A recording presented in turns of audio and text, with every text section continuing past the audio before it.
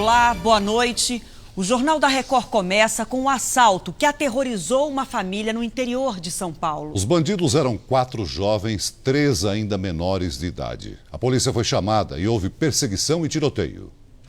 A entrada do sítio mostra que o lugar é para quem procura tranquilidade. Mas a última noite foi de terror para os moradores. O casal e a neta foram acordados com golpes de foices nas janelas e tiros no telhado. Era o anúncio de um assalto violento. Chegaram atirando, imagina quem não leva um susto, né?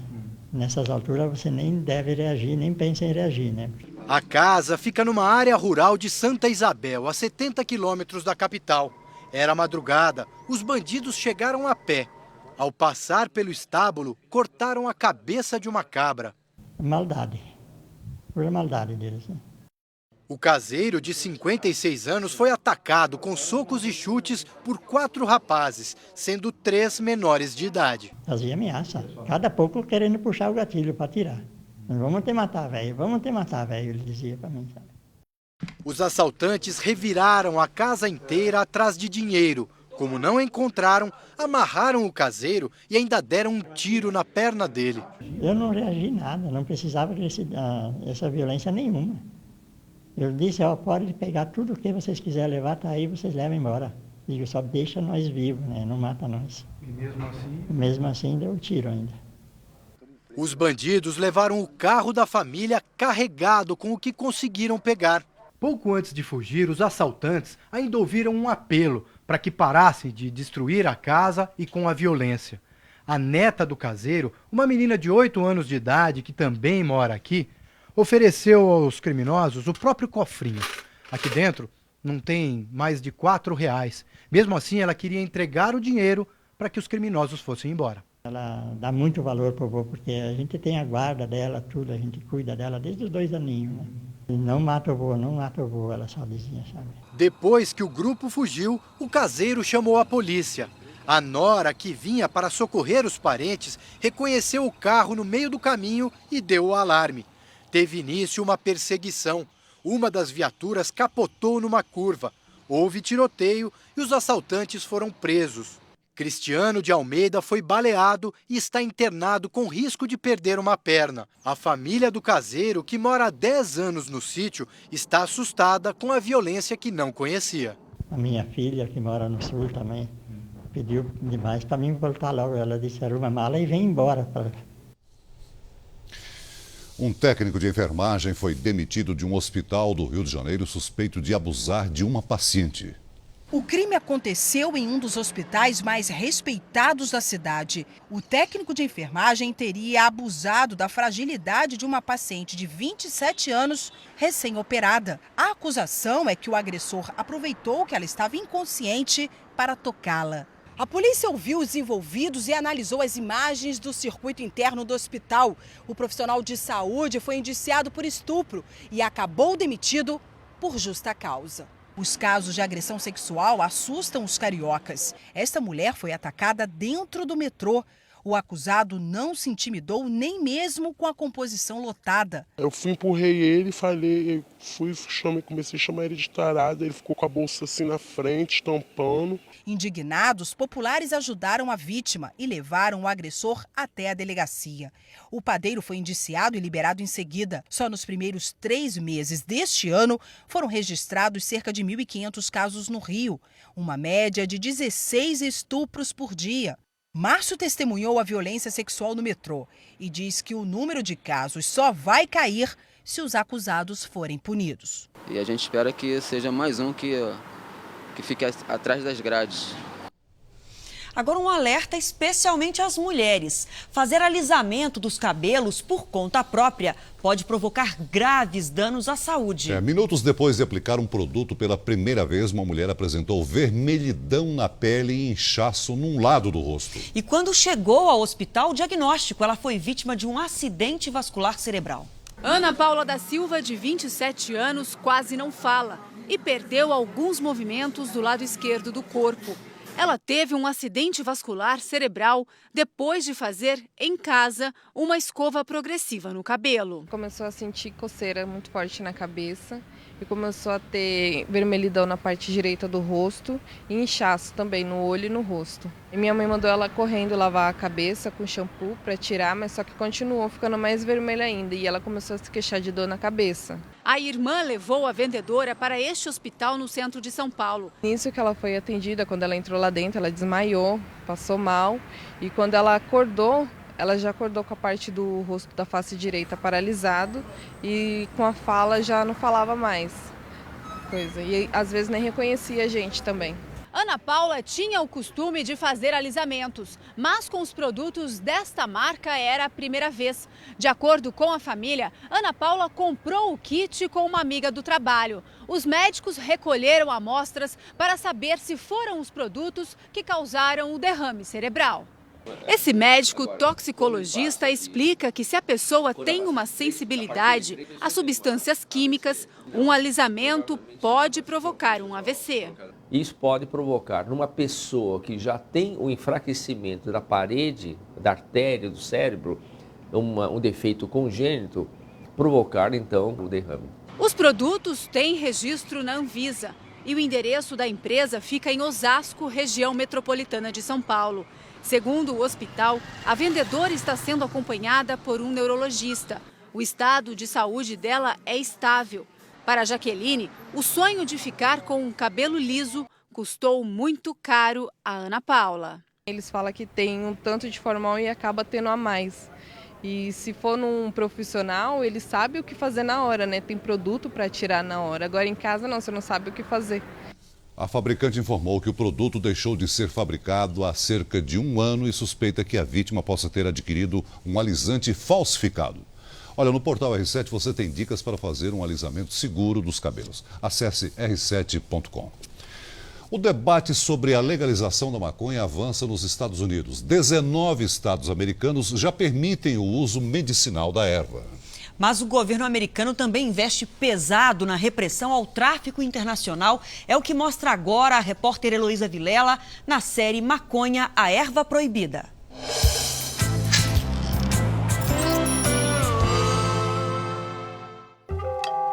Uma tragada, às vezes, é tudo que Jay precisa. Quando acorda enjoado e não consegue tomar os comprimidos, ele usa outro remédio. Only takes 5 minutes. 5 minutos depois de usar o cachimbo de maconha, o enjoo some e ele consegue engolir os comprimidos. São 14 todos os dias. Jay é portador do vírus HIV há 20 anos e diz que mantém a saúde em parte por causa da maconha, porque graças a ela consegue tomar todos os remédios diariamente, o que é essencial para o tratamento. Antes, ele burlava a lei para fumar. Agora tem a carteira da Secretaria de Saúde do estado de Nova Jersey para comprar a erva em lojas especializadas. Como esta. Por fora, ninguém diz. Vidros escuros, aparência de negócio clandestino. O chamado Centro de Compaixão é o único local autorizado a vender maconha para fins medicinais no estado. Joseph Stevens, um dos sócios, mostra vigilância. Pelas câmeras, o estado monitora o movimento. Todos os pacientes ou clientes são recebidos e tem que esperar aqui. É como se fosse mesmo uma sala de espera de um consultório médico, só que com muita segurança. Todas as portas são trancadas e só passa para o lado de lá quem está acompanhado. Aqui, os pacientes fazem uma primeira consulta e, se forem aprovados, podem então vir no balcão comprar o remédio. Mas tudo fica do lado de lá dessa porta que a gente não pode nem atravessar. Toda a maconha que eles vendem fica dentro de um cofre e ninguém pode chegar perto. Em novembro passado, os eleitores de Nova Jersey aprovaram a venda medicinal da maconha. No país, o uso para combater dores e enjoos é cada vez mais popular. Do Alasca ao Maine, 19 estados já permitem a venda legal da erva como remédio.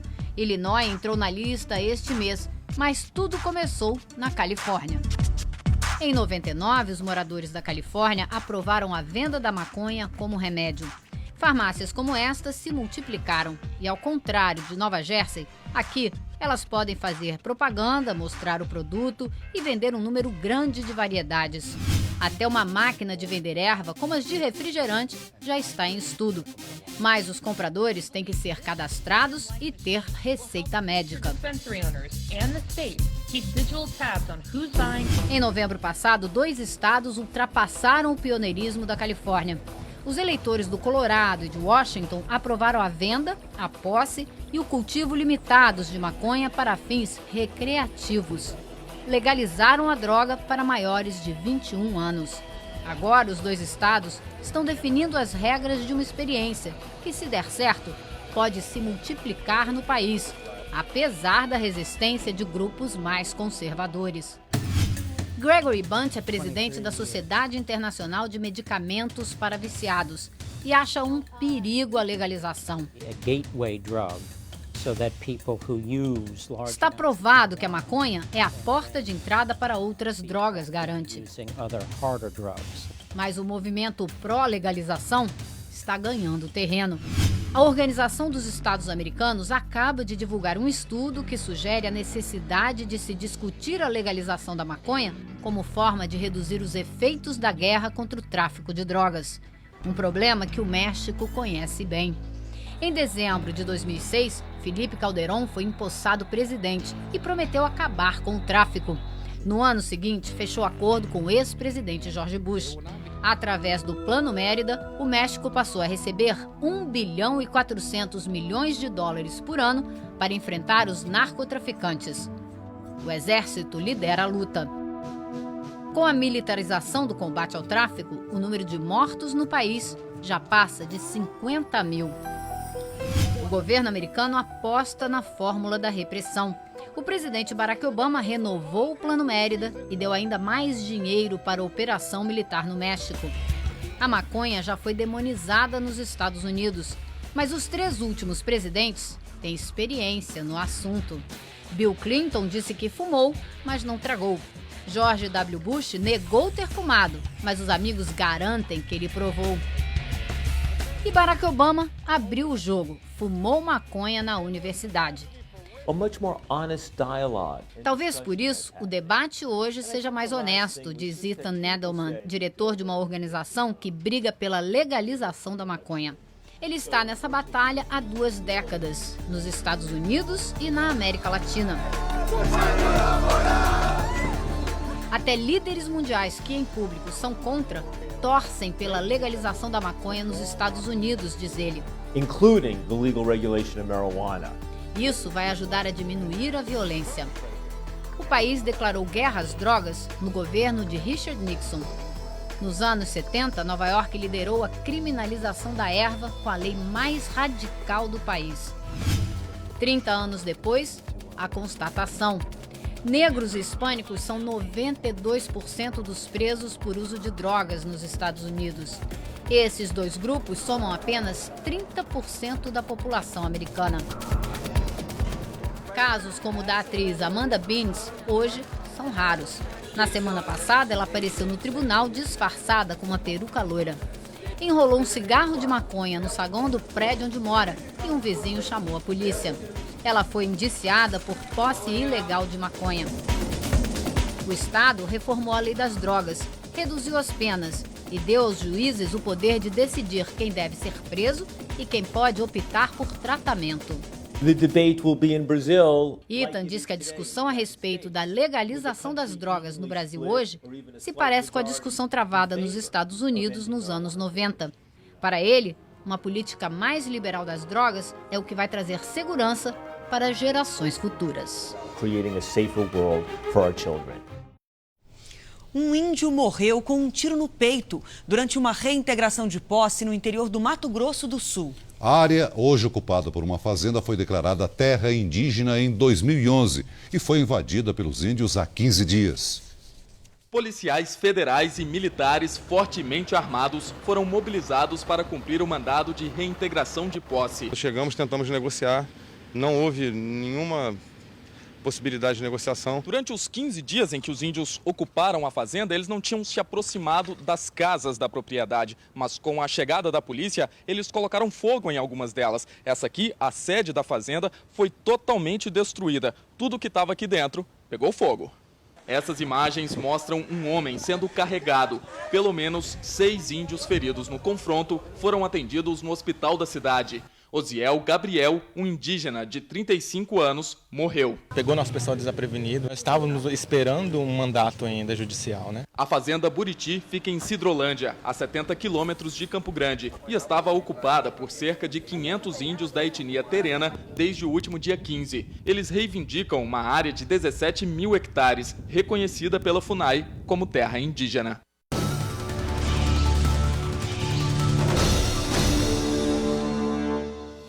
Dois bandidos armados invadem um açougue em Franca, interior de São Paulo. Uma cliente e os funcionários são rendidos.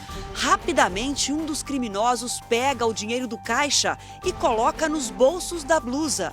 Esta funcionária fica desesperada. O assalto dura menos de 1 minuto. Eles fogem com R$400 e um celular. Até agora, ninguém foi preso. Manifestantes saem às ruas de Porto Alegre e Santa Maria para protestar contra a libertação de 4 acusados pelas mortes na Boate Kiss em janeiro desse ano. Os réus saíram da penitenciária estadual de Santa Maria, escoltados pela polícia militar. Os sócios da Boate Kiss, Kiko Spor e Mauro Hoffman, e os integrantes da banda Gurizada Fandangueira, o cantor Marcelo dos Santos e o produtor Luciano Bonilha Leão, receberam liberdade provisória. 4 meses depois da tragédia que matou 242 pessoas, a justiça alegou que os 4 réus não representam perigo à sociedade. Em Santa Maria, a decisão causou revolta. A gente vê que as leis do nosso país não funcionam. É só a justiça para quem é pobre. O presidente da Associação de Familiares de Vítimas e Sobreviventes da Tragédia de Santa Maria desabafa. Segundo o velório, hoje, por coincidência, é um feriado e nós realmente estamos com o luto, infelizmente, renovado. A ferida abriu novamente. O Ministério Público já confirmou que vai entrar com recurso no Superior Tribunal de Justiça nos próximos dias para reverter a liberdade provisória dos acusados. Kiko Spor, um dos sócios da Boate Kiss, veio para Porto Alegre com a família e pretende ficar aqui até que o recurso seja julgado. O criminalista Jader Marques, que defende o dono da boate, registrou ocorrência de agressão da mãe de uma das vítimas. Após a decisão, ela deu um tapa no rosto do advogado. Em Porto Alegre e em Santa Maria, manifestantes protestaram contra a libertação dos acusados. A história do jovem que emagreceu 100 quilos sem ajuda médica e a investigação sobre um dos crimes de maior repercussão dos últimos anos são os destaques do próximo Domingo Espetacular. Olá, tudo bem? Imagens e informações exclusivas sobre a morte de Hiromi Sato. 30 dias depois, a família da vítima falou pela primeira vez. Ele foi um covarde, um corpo franzino como o dela. Saiba onde está o marido único acusado. Quantos dias você ficaria sem comida para perder peso? Conheça celebridades que adotaram essa estranha dieta. Será que o jejum faz bem ao corpo? E por falar em regime, você vai conhecer o Murilo. Ele emagreceu 100 quilos, sem médico, sem cirurgia e sem remédios. Todo gordinho fala, né? Segunda-feira eu começo, né? Mas não, o meu foi quarta-feira. Como ele conseguiu? Será que é seguro emagrecer assim? Uma viagem à terra dos pássaros pescadores. Os biguás, eles são fiéis ao pescador. Nossa equipe visita o lugar onde há 1000 anos, homens e aves são parceiros na busca do sustento. É no Domingo Espetacular, depois do programa do Gugu. Até lá. Feriado violento nas estradas do país. Na Bahia, um acidente com um caminhão de combustível fechou a BR-110, uma importante rodovia do Nordeste, por mais de 10 horas. Essas imagens foram feitas minutos depois do acidente. As chamas altas são do caminhão-tanque. Carregado com 30 mil litros de combustível, ele bateu de frente com outro caminhão que transportava cerveja. A gasolina se espalhou. Bombeiros e uma brigada voluntária lutaram contra o fogo. O acidente fechou por mais de 10 horas a BR-110, num trecho a 70 quilômetros de Salvador.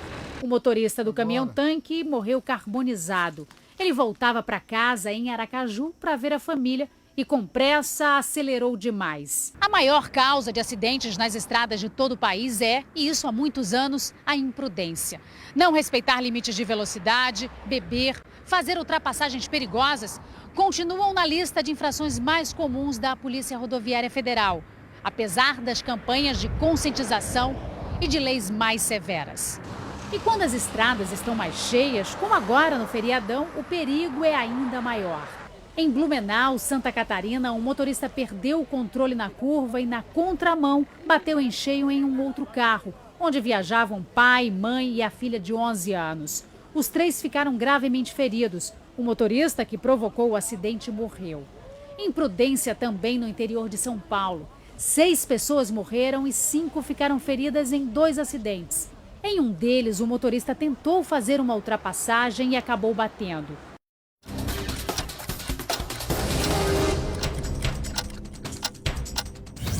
Um homem armado assaltou e incendiou um ônibus em Belo Horizonte. O veículo ficou destruído. Por sorte, ninguém se feriu. A polícia ainda procura o criminoso. Centenas de passageiros enfrentaram atrasos e cancelamentos no Aeroporto Internacional Tancredo Neves, em Confins, Minas Gerais. O terminal chegou a ficar fechado devido ao mau tempo.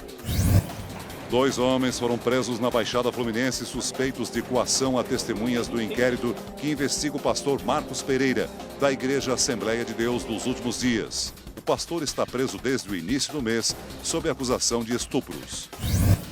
Moradores de várias cidades brasileiras participaram da celebração do feriado de Corpus Christi. Durante esta quinta-feira, as ruas foram decoradas com os tradicionais tapetes coloridos. A prisão de policiais militares acusados de participar de um grupo de extermínio levou à descoberta de um cemitério clandestino em Goianira, a 30 quilômetros de Goiânia.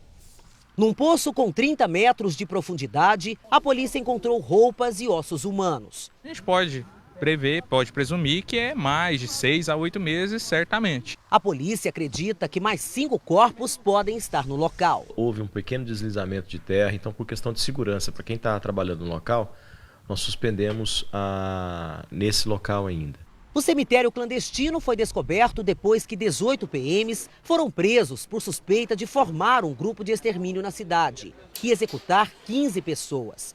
Esta mulher é parente de uma das vítimas. Ele desapareceu aos 36 anos. A polícia confirmou que ia sumir e nunca mais a gente ia ver ele. O lugar onde seria construída uma igreja acabou usado pelo grupo de extermínio para julgar e executar vítimas. De acordo com os peritos, as pessoas eram colocadas em pé e mortas a tiros. Nas paredes, os sinais dos tiros. Várias cápsulas foram recolhidas aqui. Nós extraímos daqui 17 projéteis. São geralmente de armas usadas por policiais. O morador conta que ouviu tiros no cemitério e chamou a polícia. Ligamos já, mas eles não compareceram não.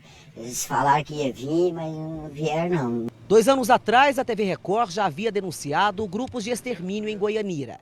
PMs acabaram presos numa operação da Polícia Federal. Um helicóptero com 6 pessoas a bordo tombou ao pousar num sítio em Guaramiranga, no interior do Ceará. 3 pessoas ficaram feridas, uma delas em estado grave. O helicóptero virou no momento em que pousava na propriedade do empresário José Carlos Pontes. Uma rajada de vento pode ter provocado o acidente que ocorreu no início da tarde na Serra de Guaramiranga, a aproximadamente 100 quilômetros de Fortaleza. Nós vamos aguardar a perícia, que vai vir hoje ainda. Foi um acidente, infelizmente. Segundo o Corpo de Bombeiros, a bordo estavam 6 pessoas. Todos sofreram apenas ferimentos leves, com exceção do empresário. José Carlos, que vinha com a neta no colo, teria tentado proteger a menina e teve a perna direita decepada pela hélice da aeronave. A vítima foi trazida pelo helicóptero da Polícia Militar para o Instituto Dr. José Frota, em Fortaleza, e em seguida transferida para um hospital particular. Segundo a assessoria de imprensa do empresário, ele não corre risco de morte, mas será submetido a uma cirurgia em uma das pernas. A Justiça do Rio de Janeiro suspendeu o amistoso entre Brasil e Inglaterra, marcado para o próximo domingo no Maracanã. Esse seria o jogo de reabertura do estádio. Ao vivo do Rio de Janeiro, a repórter Ana Paula Gomes tem as informações. Boa noite, Ana Paula. Boa noite. O pedido de interdição do estádio foi feito pelo Ministério Público, alegando falta de segurança, já que não recebeu os laudos técnicos que comprovam que o Maracanã tem condição para sediar jogos. O governo do estado do Rio já recorreu da decisão e informou que houve uma falha técnica e que até amanhã vai entregar o laudo final da Polícia Militar ao Ministério Público. No treino do Brasil, todos foram surpreendidos pela notícia. E no hotel onde está concentrada a seleção da Inglaterra, o auxiliar técnico Gary Neville até brincou e disse: "Vamos jogar na praia". Do Rio de Janeiro, Ana Paula Gomes. Obrigado, Ana Paula. A prisão de uma americana acusada de tráfico de drogas no México provoca polêmica entre os dois países. Yanira Maldonado tem 41 anos, frequenta a igreja, é casada e mãe de 7 filhos. Perfil bem diferente de um traficante de drogas. Na semana passada, a americana voltava com o marido do funeral da tia dela no México. O ônibus em que o casal viajava foi parado pela polícia. Os soldados alegam que encontraram quase 6 quilos de maconha embaixo do banco da dona de casa. Yanira diz que ninguém mostrou a droga nem provou que havia digitais dela nos supostos pacotes. A família da americana acusa os policiais de cobrar propina equivalente a R$10 mil para liberá-la. Os advogados de Yanira afirmam que os depoimentos dos soldados foram contraditórios e que ela deve ser solta em breve. Moradores de Uberlândia, no Triângulo Mineiro, vítimas de um forte temporal, amanheceram em meio aos destroços. Árvores caídas, entulhos, carros empilhados, ruas e avenidas interditadas. Foi declarada a situação de emergência na cidade e essa chuva foi a mais forte dos últimos 30 anos. Depois da chuva, os estragos, carros virados, placas de asfalto arrancadas, bombeiros retiram árvores caídas, tudo arrastado pela água. Segundo os meteorologistas, em um dia, choveu 3 vezes mais do que o previsto para todo o mês de maio em Uberlândia, no Triângulo Mineiro. Nestas imagens, 2 carros são arrastados pela água, numa das principais avenidas da cidade. Ai, os carros descer! Muita gente perdeu o carro aí, moto, rodou, tudo parando debaixo do caminhão, o trem foi tenso. Avenidas se transformam em rios e a água leva tudo que está pela frente. Em uma empresa revendedora de veículos, a estrutura metálica cedeu e caiu sobre os carros. Neste supermercado, parte do teto desabou, enquanto os clientes faziam compras.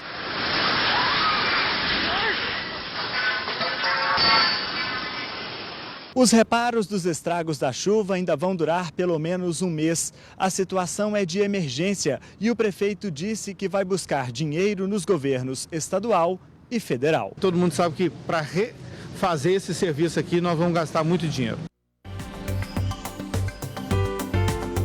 As instabilidades perdem força e o mês de maio termina com tempo firme na maior parte do Brasil. No sul, frio aumenta e pode gear ao amanhecer em algumas cidades. Imagens mostram a frente fria que espalhou nuvens sobre o sudeste e centro-oeste, se afastando para o oceano.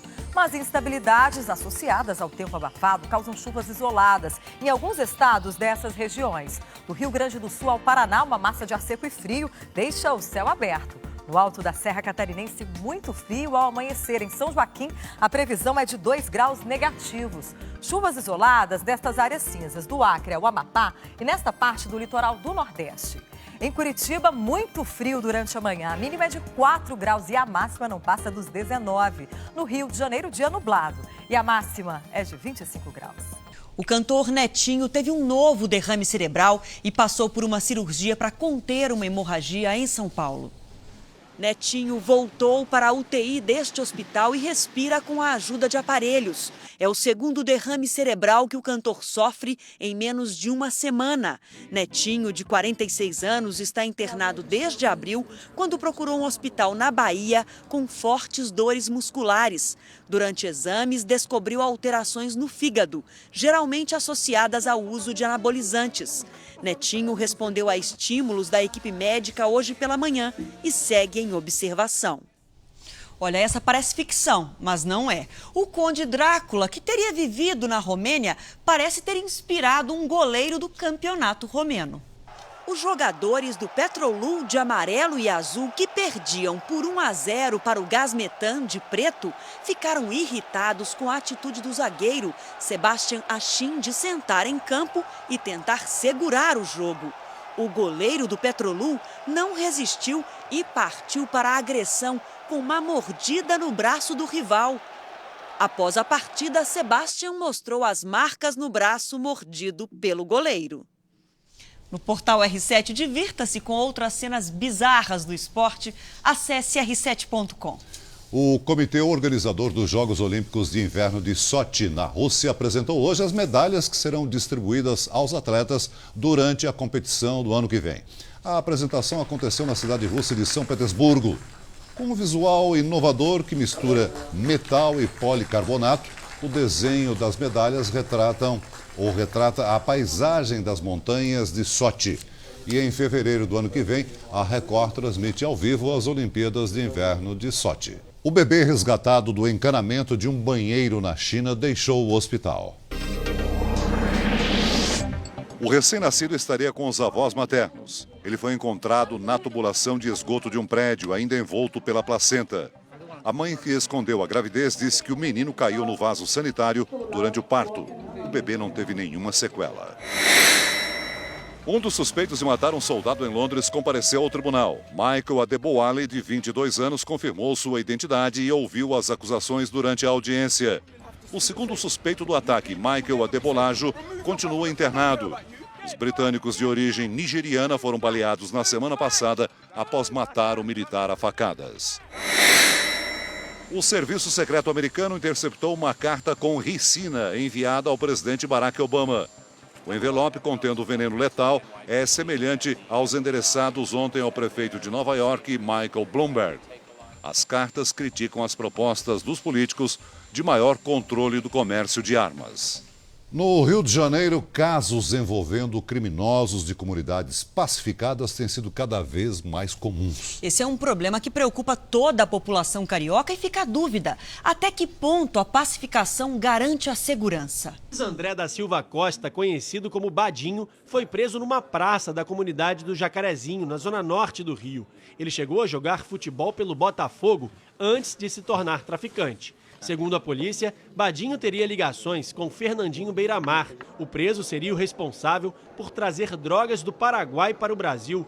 O carregamento chegava no Jacarezinho mesmo depois da pacificação. O Complexo do Alemão é o conjunto de comunidades que mais preocupa as forças de segurança. Mesmo depois da chegada das UPPs, os traficantes que ainda vivem aqui continuam desafiando a polícia, dentro e fora dos morros. O jovem que se emociona ao reencontrar a namorada havia sido sequestrado por bandidos durante um assalto na Zona Norte. Ele foi rendido depois de deixar a jovem em casa. A polícia foi chamada e tentou interceptar o carro. Houve tiroteio e um dos bandidos ficou ferido. Os outros 3 também foram presos. A quadrilha que praticava assaltos queria o carro da vítima para voltar ao Complexo do Alemão. Eles só queriam fugir, falou que não ia fazer nada comigo em momento nenhum. Foi só isso. No domingo passado, traficantes entraram em confronto com policiais da UPP do Alemão. Atletas que participavam da Corrida da Paz tiveram que buscar abrigo. Para este especialista em segurança, a presença dos bandidos é o reflexo da atuação da UPP. O criminoso que estava ali, ele continua. Como ele não está com uma arma na mão, ele não foi abordado, ele não foi preso. Mas daqui a pouco ele vai ali, pega a sua arma, faz o seu ilícito penal, guarda a arma e continua como cidadão comum ali no meio do policial.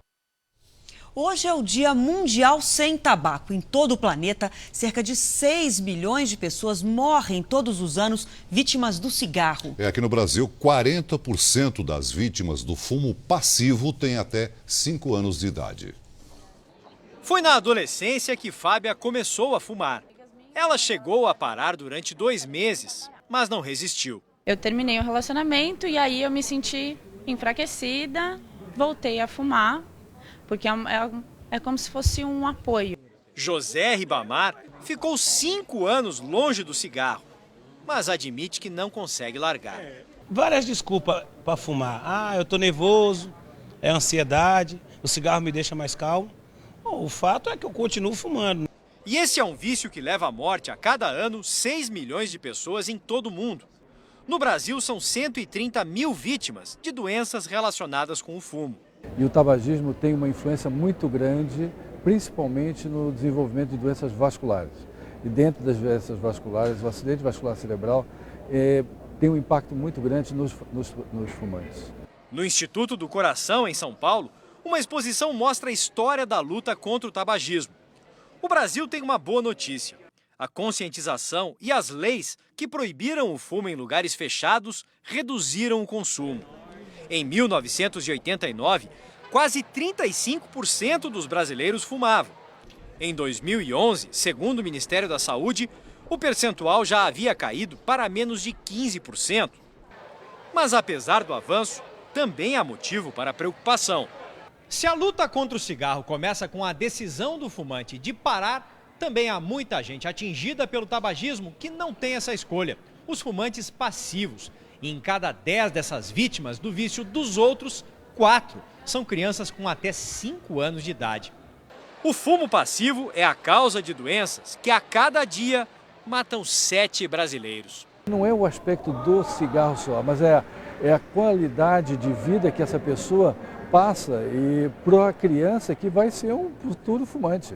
O pai que fuma, que o filho vê ele fumar, ele está dando um exemplo que será possivelmente o estímulo para essa criança ser um fumante quando adulto. Na Rússia, pesquisadores encontraram restos bem preservados de um mamute de 15 mil anos. Amostras de sangue e pedaços de músculos do elefante pré-histórico foram recolhidos de uma carcaça encontrada no arquipélago da Sibéria. A descoberta dá esperança aos cientistas de conseguir clonar a espécie extinta há 3.500 anos. E um avestruz provocou uma enorme confusão nas ruas da China. O animal correu por avenidas movimentadas da cidade de Zhengzhou, no sudoeste do país. Ele foi atropelado 2 vezes, mas se levantou e voltou a provocar tumulto entre os carros. A ave percorreu 6 quilômetros bem na hora do rush, até ser capturada pela polícia.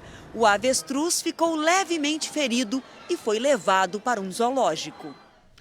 O cantor coreano Psy, aquele do clipe Gangnam Style, está à procura, sabe do quê? De um chefe de cozinha. E não é que ele pode vir lá de Minas Gerais?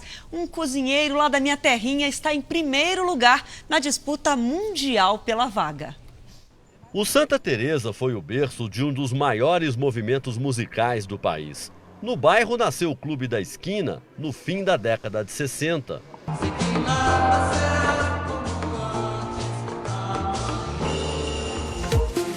Mas agora, um novo ritmo surgiu na região e vem da cozinha.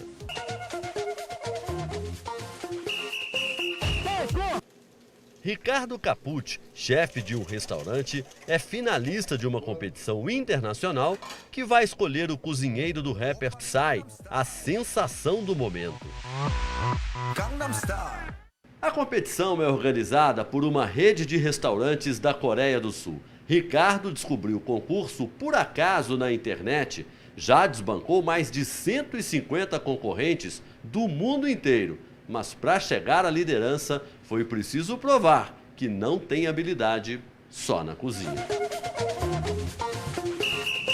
O ex-estudante de Direito de 30 anos, apaixonado por culinária, gravou um vídeo, se vestiu de Psy e imitou o ídolo.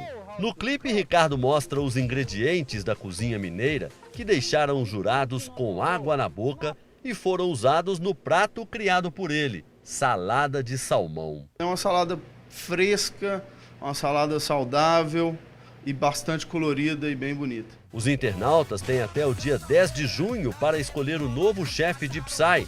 Por enquanto, o brasileiro lidera com mais de 2.000 votos na frente do segundo colocado, que aliás é sul-coreano. O vencedor vai cozinhar para o rapper por um mês durante a turnê do astro pelos Estados Unidos. Now, come with me. We have a party to go to. O Jornal da Record de hoje termina aqui. Outras informações do Fala Brasil às 8h40 da manhã. Uma ótima noite para você. Boa noite e até amanhã.